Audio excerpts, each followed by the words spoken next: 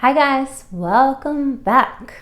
Today I'm going to do a few shorter videos. So this one is going to focus just on the eyes.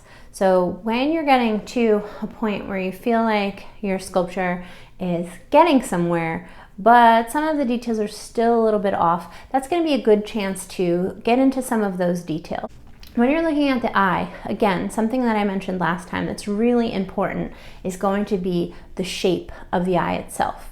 And so when you're working from a model, paying attention to the shape of their eye in comparison to what you're doing, that's going to be huge.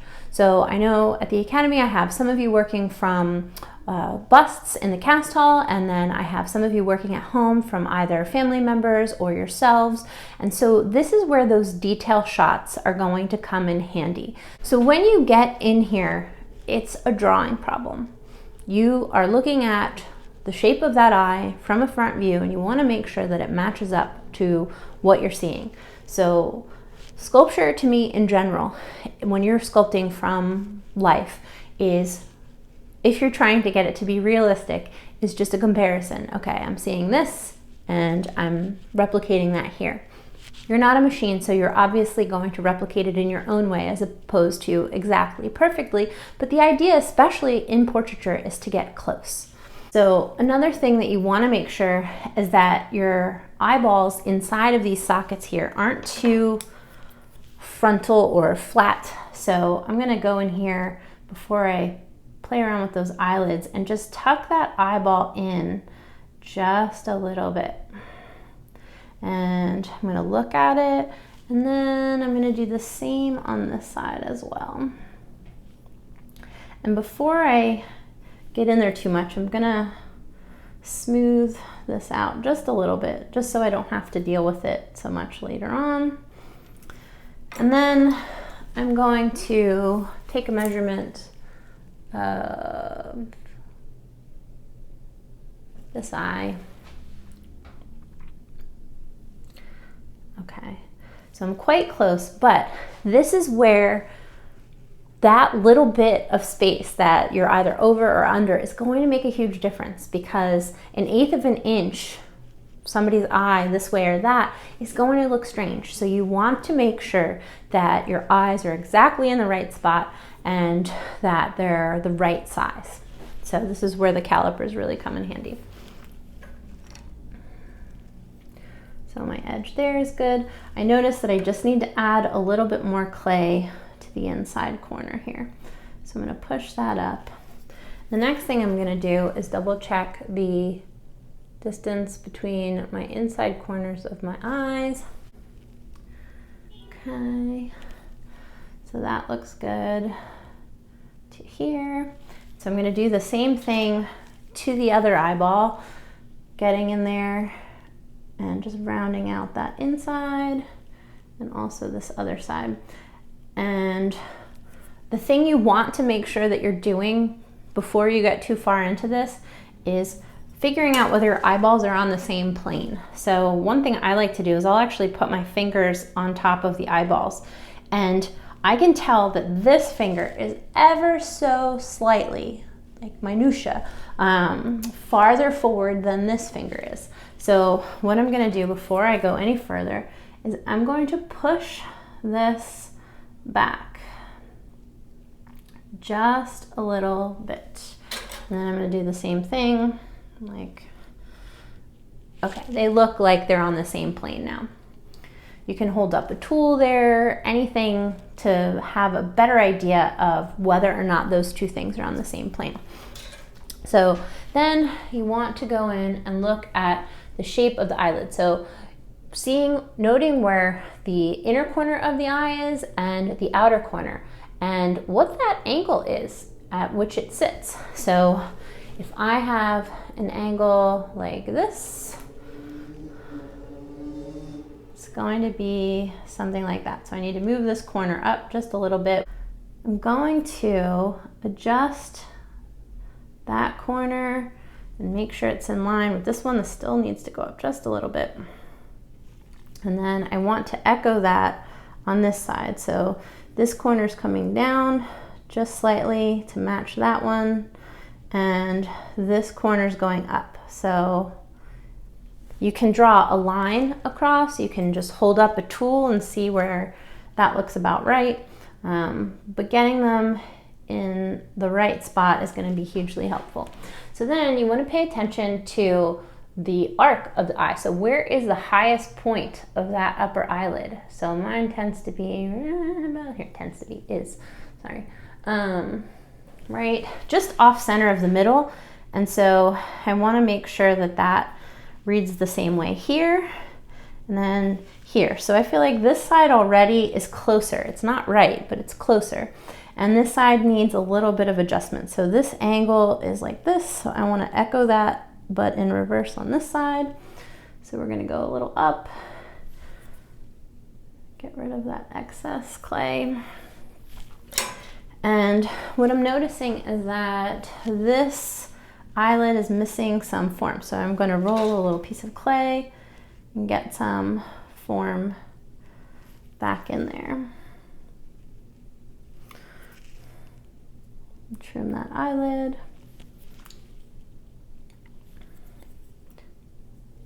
And then you want to do the same on both sides. And right now I'm just focusing on the shape of that eyelid and trying to get it right. The other thing that you want to focus on is the plane at which it sits. So mine is actually angled backward slightly. So you want to make sure that your eyelids are not too straight up and down, that they angle back in the same way. So I'm going to remove a little material here, which will help us get that shadow. And then I'm going to do the same over here. Again, just removing a little material at that backward angle. So trim this. As you get into refining further and further details, you want to make sure that your movements are smaller and more careful, because if you're going in and removing things in a big, huge way, what you're going to do is you're going to take all that clay off, and then you're just going to have to put it on. And so it's going to be this back and forth of unnecessary action. Whereas if you're doing these movements in a softer, less pressure way, you're either just pushing down the clay as opposed to cutting it all off, or you're just removing a little bit at a time, you're going to be less frustrated, I can tell you. So I'm going to start to clean some of this up a little bit. I am going to look at the shape of the lower lid. And so something that is also really important is paying attention to how, it's hard with the eyeliner, how that upper lid and lower lid meet one another. So you want to make sure that you're paying attention to that as well. And again, once you do your top lid and you start to get the shape of the bottom lid, the plane of this area that sits just underneath your lash line there, the plane of that, so that is again tipped slightly backward because it's following the form of that eyeball. So you want that to be tipped backwards as well. So I always recommend that you do both eyes at the same time. So anytime you make a mark on this side, you make a corresponding mark on this side. That way you're not working from a perfect eye on one side and trying to replicate it. It is almost impossible, even if you're highly skilled. So you want to make sure that you're working them at a similar time so that you know exactly what you did to get there on one side and know exactly what to do to get there on the other side.